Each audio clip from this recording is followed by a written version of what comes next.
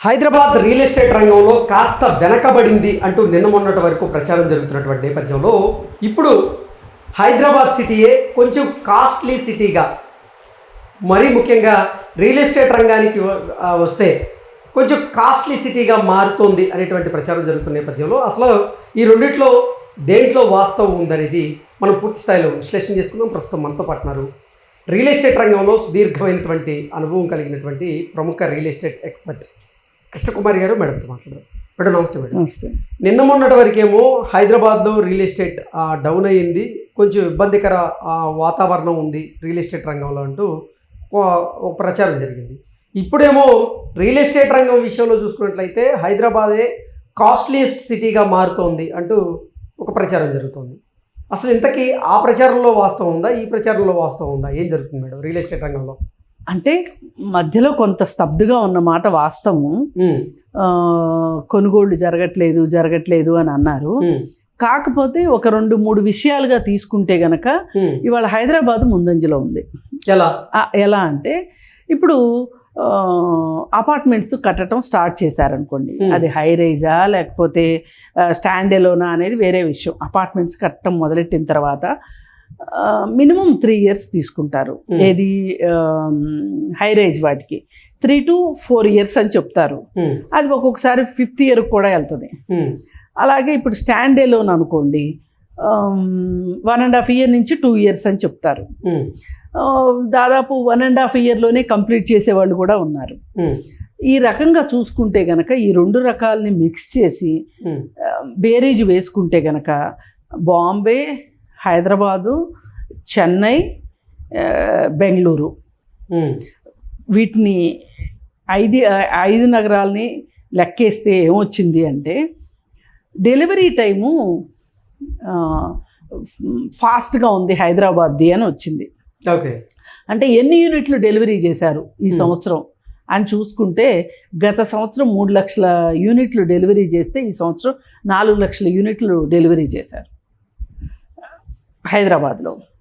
అలాగే బెంగళూరు ఇంకా తక్కువ, చెన్నై మరీ తక్కువ.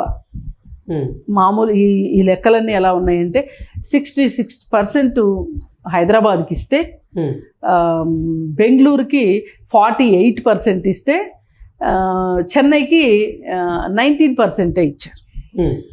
ఇది అంటే వాళ్ళు డెలివరీ చేసిన యూనిట్లు అన్నమాట. ఇప్పుడు రెడీ అయిన తర్వాత డెలివరీ చేయకుండా ఎందుకుంటారు? ఇప్పుడు ఒక రియల్ ఎస్టేట్ ప్రాజెక్ట్ యొక్క గొప్పతనం ఎక్కడ ఉంటుంది అంటే డెలివరీ టైమే చాలా ఇంపార్టెంట్గా ఉంటుంది, ముఖ్యం అన్నమాట. అది ఇప్పుడు ఏం చేస్తారంటే మధ్యలో లోన్లు పెట్టి తీసుకుంటారు, వాళ్ళు అద్దీంట్లో ఉంటారు. ఈ లోన్ పెట్టగానే ఇక్కడ ఈఎంఐ స్టార్ట్ అయిపోయింది అనుకోండి, అక్కడ ఈఎంఐ కట్టుకోవాలి, ఇక్కడ ఇంటద్దె కట్టుకోవాలి. ఇది భారం అయిపోతుంది కస్టమర్కి. ఒక అంశం అసలు ఇక్కడ హైదరాబాద్ రియల్ ఎస్టేట్ రంగంలో కాస్ట్లీయెస్ట్ సిటీగా మారడం వల్లే హైదరాబాద్లో అసలు రియల్ ఎస్టేట్ భూమి అనేది కొంచెం డౌన్ అయిందా అంటే ఏం చెప్తారు? అలా చెప్పలేం మనం. ఎందుకంటే ఇప్పుడు ఇవాళ శివారు ప్రాంతాల్లో ఒక అపార్ట్మెంట్ తీసుకుంటే గనక, అంటే ఫైనాన్షియల్ డిస్ట్రిక్ట్ ఏరియా అనుకోండి, హైదరాబాద్ వెస్ట్ కింద వస్తుంది అది. అయితే అక్కడ ఒక అపార్ట్మెంటు 1,84,00,000 అయ్యింది. ఏది ఎస్ఎఫ్టీ కాస్ట్ 9,500 చొప్పున అయ్యింది. అయితే దానికి ఎమ్యూనిటీసు ప్లస్ క్లబ్ హౌస్ ఛార్జెస్, అలాగే రాబోయే రోజుల్లో మెయింటెనెన్స్ ఛార్జీలకి కార్పస్ ఫండ్ కింద వీటి కింద అంటే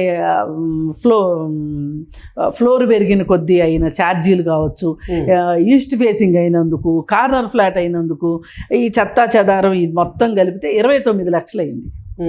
అంటే 2 కోట్ల పైన అయింది. ఎగ్జాక్ట్లీ. అంటే అసలు రియల్ ఎస్టేట్ రంగంలో హైదరాబాద్ సిటీ కొంచెం కాస్ట్లీ సిటీగా మారడం వల్లే ఇప్పుడు సామాన్యులు ఎవరైతే ఉన్నారో వారు కొనాలనుకున్నా కానీ ఆ బడ్జెట్లో అందుబాటులో లేకపోవడం వల్లే ఇప్పుడు కొనుగోళ్లు తగ్గాయి అనేటువంటి ప్రచారం జరుగుతుంది.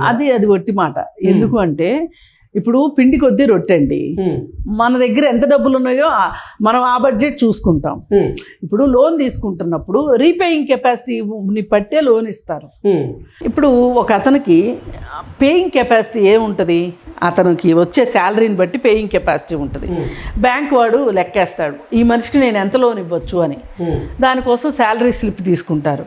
ఇప్పుడు వీళ్ళు ఒక 2 కోట్ల లోన్ అడిగారు అనుకోండి. ఈ 2 కోట్ల లోను ఇతను తీర్చలేడు అనుకున్నప్పుడు నీ కో అప్లికెంట్ అంటే నీ వైఫ్ సంగతి ఏంటి అని అడుగుతారు. వైఫ్ కో అప్లికెంట్ అవుతుంది. లేదు మదర్ కూడా పెళ్లి కాకపోతే మదర్ కానీ ఫాదర్ కానీ కో అప్లికెంట్స్ అవుతారు.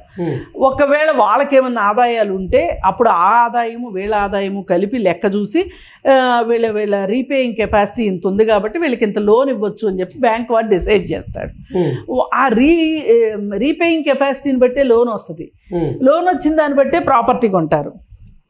కానీ కొంతమంది ఉంటారు వాళ్ళకి లోన్ తక్కువ వచ్చినా కానీ వాళ్ళు ఇంకో ప్రాపర్టీ ఏదో అమ్మి ఉంటారు, పాత ప్రాపర్టీ. అట్లాంటి వాళ్ళు ఆ డబ్బులు ఈ డబ్బులు కలిపి కొనుక్కోవాల్సిందే. కానీ ఒక చిన్న ఉద్యోగి అంటే ఒక 50,000 60,000 జీతం వచ్చే ఉద్యోగి వచ్చి 2 కోట్ల ఫ్లాట్ కొనాలంటే కొనడు కదా. వీళ్ళు ఎక్కడ చూసుకుంటారు, కొంచెం సిటీకి కొంచెం డిస్టెన్స్లో స్టాండ్ అలోన్ అపార్ట్మెంట్లు చూసుకుంటారు. ఇప్పుడు ఇక్కడ ఫైనాన్షియల్ డిస్ట్రిక్ట్ దగ్గర ఎవరు కొనగలుగుతారు? ఒక మేనేజర్ క్యాడర్లో వాళ్ళకి నెలకే 3 లక్షల జీతం వస్తుంటే కనుక ఒక 1.5 లక్షలు దగ్గర ఇన్స్టాల్మెంట్కి వెళ్ళిపోతే, వైఫ్ కూడా ఉద్యోగం చేస్తూ ఉంటే ఆ వైఫ్కి ఒక 2 లక్షలు వస్తుంది అనుకుందాం. అప్పుడు వీళ్ళు ఇంటికి ఇన్స్టాల్మెంటే ఇంత కట్టిన తర్వాత వీళ్ళకి తినటానికి ఏముంటుంది అనేది ఆలోచిస్తారు ఎవరైనా, అంతే కదా. ఇప్పుడు ఒక ఇన్స్టాల్మెంట్తో అయిపోదు కదా, ఇంకా చాలా ఉంటాయి కదా.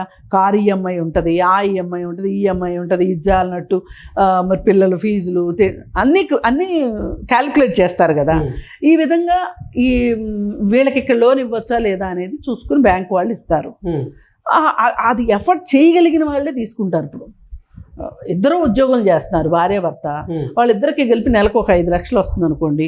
అవసరం అనుకుంటే 2-2.5 లక్షలు దీనికి ఖర్చు పెట్టినా కానీ, ఈఎంఐ ఖర్చు పెట్టినా మిగతా 2.5 లక్షల్లో వాళ్ళు బతికేస్తారు.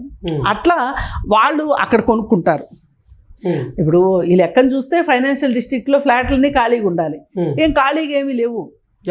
ప్రెస్టేజ్ వాడు కట్టాడు, మొత్తం ఫుల్ ఆక్యుపై అయిపోయినాయి. అంటే రియల్ ఎస్టేట్ రంగంలో హైదరాబాద్ కనుక కాస్ట్లీయెస్ట్ సిటీగా మారితే కనుక ఆ ప్రభావం నిజంగా సామాన్యుల మీద ఉండదంటారా? అదే నేను అంటున్నా, సామాన్యుల మీద ఎందుకు ఉంటుంది? ఇప్పుడు డబ్బులు లేని వాళ్ళు జూబ్లీ హిల్స్లో ఉండాలని ఎందుకు అనుకుంటారు? ఎలా ఉంటారు అసలు? మనం కూడా ప్రాక్టికల్గా ఆలోచిద్దాం. ఇప్పుడు వాళ్ళు ఏం చేస్తారు, బాగా డబ్బులు ఉన్న వాళ్ళు జూబ్లీ హిల్స్లో ఉన్నారనుకోండి, దానికంటే తక్కువ వచ్చేవాళ్ళు శ్రీనగర్ కాలనీ, బంజారా హిల్స్ ఇట్లా చూసుకుంటారు. ఇంకా తక్కువ వచ్చేవాళ్ళు సికింద్రాబాద్ వెళ్తారు, ఇంకా తక్కువ వచ్చేవాళ్ళు కాప్రా దాకా వెళ్తారు. ఇప్పుడు కాప్రాలో కూడా ఒక 50 లక్షలు పెడితే ఫ్లాట్ వస్తుంది. ఇప్పుడు అంటే 1000 SFT మినిమం ఉంటుంది కదా, 950. ఒకప్పుడు కామన్ ఏరియాస్ తక్కువ తీసే రోజుల్లో 750 చదరపు అడుగులకు కూడా 2 బెడ్రూమ్ అపార్ట్మెంట్ వచ్చేది. ఇప్పుడు 1000 SFT పెట్టినా కానీ ఇప్పుడు కామన్ ఏరియాస్ ఎక్కువ తీస్తున్నారు కాబట్టి ఫ్లాట్లు చిన్నవి అయిపోతున్నాయి. అందుకని మినిమం ఇవాళ 1000 SFT ఉండాలని ప్రతి వాళ్ళు కోరుకుంటున్నారు. 2 బెడ్రూమ్ ఫ్లాట్ ఉండాలనుకుంటున్నారు. ఈ 2 బెడ్రూమ్ ఫ్లాట్ 1000 SFTది SFT 5,000 చొప్పున లెక్కేసుకుంటే కూడా ఒక 50-55 లక్షల్లో ఫ్లాట్ వచ్చేస్తుంది. అప్పుడు వాళ్ళు ఏం చేస్తారు, ఇక్కడ ఎందుకు కొనుక్కు, ఇక్కడ ఎలా వస్తుంది వాళ్ళకి రాదు కదా, అందుకని కొంచెం డిస్టెన్స్లో వెళ్ళి కొనుక్కుంటారు. అందుకని ఏంటంటే ఈ వీటి వల్లే కాస్ట్లీ అయిపోయింది అనుకోవడానికి లేదు. నంబర్ ఆఫ్ యూనిట్స్ని బట్టి మనకి ఇన్ఫ్రా కంపెనీలో వాళ్ళ కెపాసిటీ ఏంటి అనేది తెలుస్తుంది. ఇప్పుడు కాజాగూడలో మ్యాన్హట్టన్ అని ఒకటి కడుతున్నారు. అందులో అన్ని 4 బెడ్రూమ్స్ 5 బెడ్రూమ్స్ యూనిట్స్ ఉన్నాయి ఎక్కువ. అంటే దగ్గర 2,600 SFT దగ్గర నుంచి 4,000 SFT వరకు ఉన్నాయి. అంటే ఒక్కొక్క ఫ్లాట్ వచ్చేసి 3,000 కోట్లు అవుతుంది. 3,000 కోట్లు 4,000 కోట్లు కూడా అయ్యే అవకాశం ఉంది. అందులో ఎవరు కొంటారు? ఇంకెక్కడన్నా ఇల్లు ఉందనుకోండి, అది అమ్మేసేసుకుని, అంటే ఇప్పుడు వాళ్ళ ఇండిపెండెంట్ హౌస్ని మెయింటైన్ చేయటం కష్టంగా ఉందని చెప్పి పిల్లలు ఫారిన్లో ఉన్నారనుకోండి, తల్లిదండ్రులు ఎవరు కూడా ఇండిపెండెంట్ హౌస్ని మేనేజ్ చేయాలని అనుకోవట్లా. అందుకని అన్ని ఏమంటారు సౌకర్యాలు ఉన్న గేటెడ్ కమ్యూనిటీ అపార్ట్మెంట్స్ తీసుకోవడానికి ఇష్టపడుతున్నారు. చాలా కాస్ట్లీ, అంటే బాగా డబ్బులు ఉన్న వాళ్ళు, ఇండిపెండెంట్ హౌస్లు మెయింటైన్ చేసిన వాళ్ళు కూడా ఇవాళ ఆ పరిస్థితిలోకి వచ్చారు. ఇప్పుడు అట్లాంటి వాళ్ళు ఇలాంటి మ్యాన్హట్టన్ లాంటి దాంట్లో కొనుక్కుంటారు.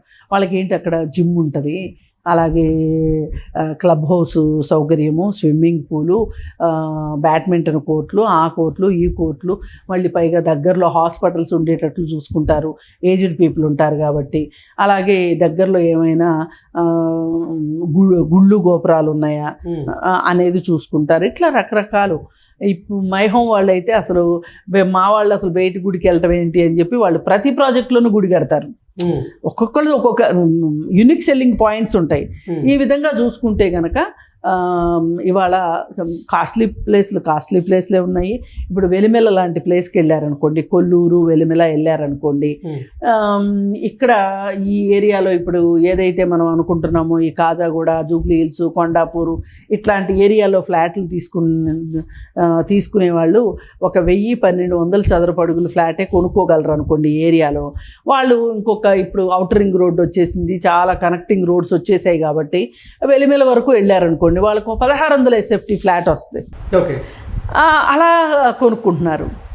అంటే ఎవరికి వాళ్ళు ఏం చూసుకుంటున్నారంటే రోడ్డు కనెక్టివిటీ ఉందా లేదా, స్కూల్స్ ఉన్నాయా లేదా, హాస్పిటల్స్ ఉన్నాయా లేదా, మినిమం అవసరాలు అవే కదా. ఒకప్పుడు మణికొండలో ఏమైనా కొనుక్కోవాలి అంటే అమ్మో హాస్పిటల్ అనేవాళ్ళు. ఇవాళ మణికొండ చుట్టూ బోలెడు హాస్పిటల్స్ వచ్చేసినాయి, బోలెడు స్కూల్స్ వచ్చేసినాయి,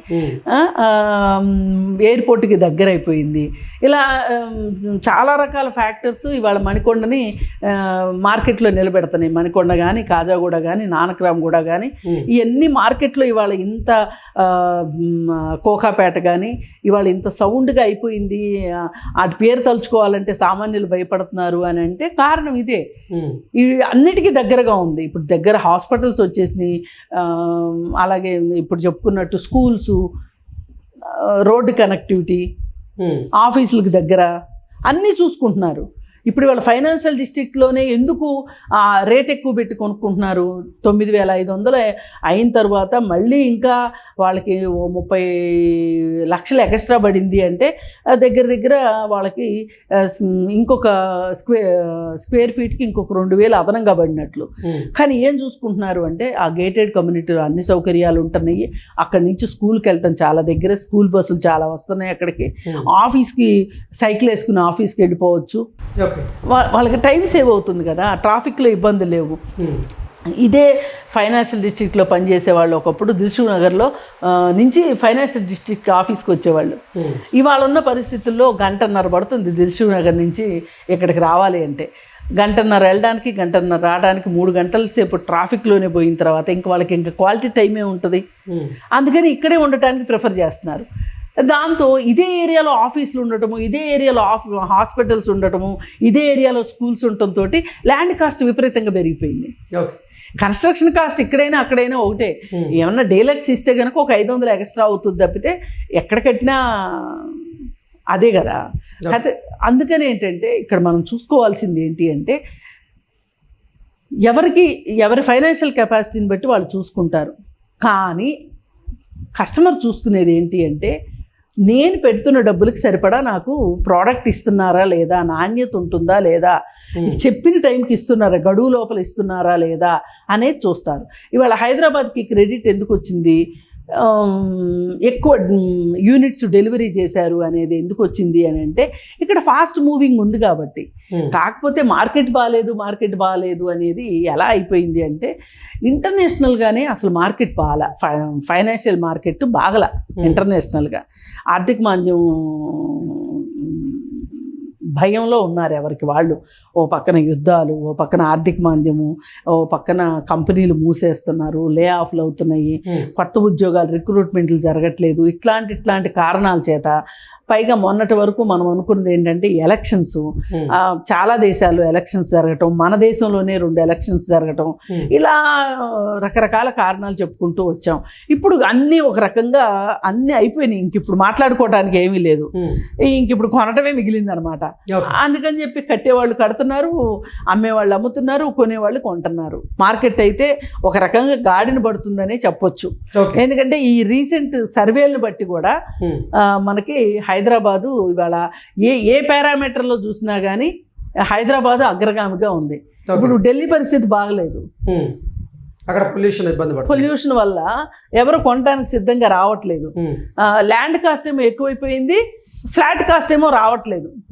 ఇప్పుడు కొన్నాళ్ళు పోయిన తర్వాత హైదరాబాద్ పరిస్థితి కూడా అదే అవుతుంది. Okay madam, thank you.